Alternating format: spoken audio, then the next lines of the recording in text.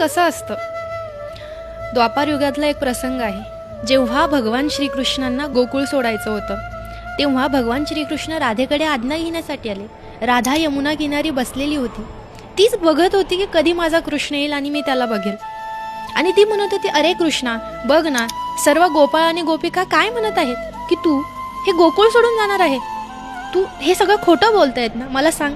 तेव्हा कृष्ण म्हणाले, अगं राधे, हे जे सर्व बोलतायत ते खरं आहे, पण या गोकुळातून मीच काय तर परमतत्व असलेलं काहीही इथून तुझ्या आज्ञेशिवाय बाहेर जाऊ शकत नाही. म्हणून मी तुझी आज्ञा घ्यायला आलो.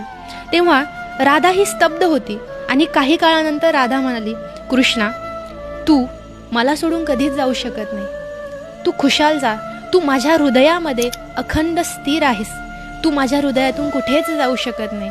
कृष्ण गेला आणि राधा इथे राहिली असं कधीच होणार नाही. कृष्णाच्या हृदयात राधा जाईल आणि राधेच्या हृदयात इथे कृष्ण राहील. हे आहे प्रेम, जे बंधनं स्वीकारत नाही किंवा बंधनात पाडत नाही, जे मुक्तता देतं, जे आनंद देतं आणि जे अखंड अखंड तुम्हाला दुःखात साथ देतं, ते आहे प्रेम. जे तुम्हाला बंधनात पाडतं, दुःख देतं आणि तुमच्यातल्या कमतरता काढतं, ते कधीच प्रेम असू शकत नाही.